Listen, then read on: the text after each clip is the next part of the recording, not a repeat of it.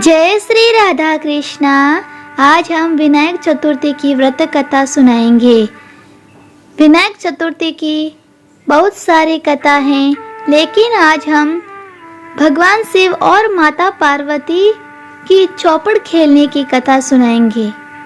पौराणिक काल में भगवान शिव और माता पार्वती नर्मदा नदी के किनारे बैठे थे।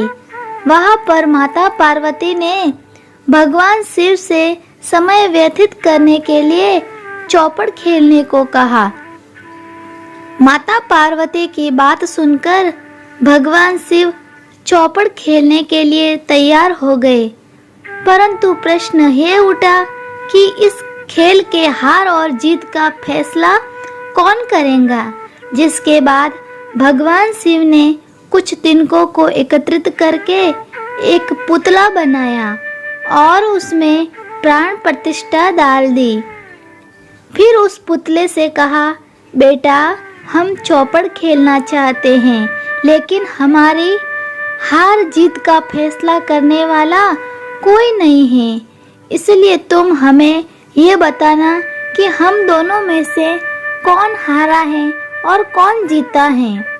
इसके बाद भोलेनाथ और माता पार्वती का चौपड़ का खेल शुरू हो गया। ये खेल 3 बार खेला गया और संयोग से माँ पार्वती तीनों बार खेल में जीत गई। खेल खत्म होने के बाद बालक ने हार जीत का फैसला किया, जिसमें उस बालक ने महादेव को विजयी बताया।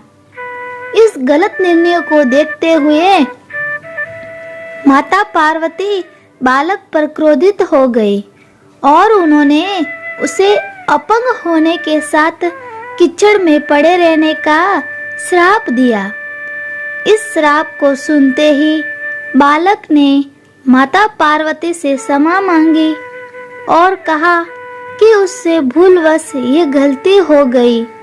बालक की क्षमा याचना सुनने के बाद माता पार्वती ने उस बालक को श्राप से मुक्त होने का उपाय बताए।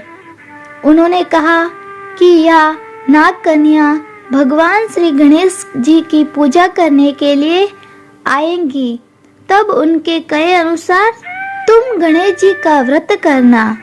ऐसा करने से तुमको श्राप से मुक्ति मिल जाएगी।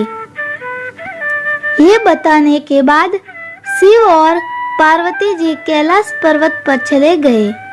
1 वर्ष तक वह बालक उस श्राप से प्रभावित रहा। वह जब आखिरकार नाग कन्या आई तो बालक ने उनसे गणेश चतुर्थी व्रत की विधि के बारे में पूछा। पूर्ण विधि के बारे में जानकर बालक ने भक्ति में लीन होकर 21 दिन तक भगवान गणेश जी की आराधना की और व्रत किया। बालक की तपस्या को देखते हुए भगवान गणेश जी ने उसे दर्शन दिए और वरदान मांगने के लिए कहा। बालक ने गणेश जी से उसका पैर ठीक करने की प्रार्थना की, जिससे वह कैलाश में माता पार्वती और भगवान शिव से मिल सके। गणेश जी ने उसकी मनोकामना पूरी करते हुए उसे ठीक कर दिया। कैलाश पहुंचकर उस बालक ने शिवजी को जब इस व्रत के बारे में बताया तो उन्होंने भी माता पार्वती को मनाने और उनका क्रोध दूर करने के लिए ये व्रत किया।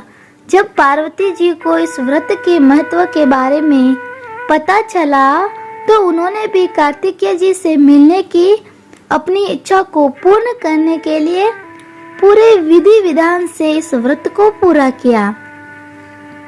इसके परिणाम स्वरूप व्रत के 21वें दिन कार्तिकेय जी की माता पार्वती जी से मिलने आ पहुँचे। इस व्रत की महिमा को देखते हुए तब से लोग विनायक चतुर्थी का व्रत करते आ रहे हैं। इस व्रत को पूरी श्रद्धा के साथ करने से सभी मनोकामनाएं पूर्ण होती है। बोलो श्री गणेश भगवान की जय हो।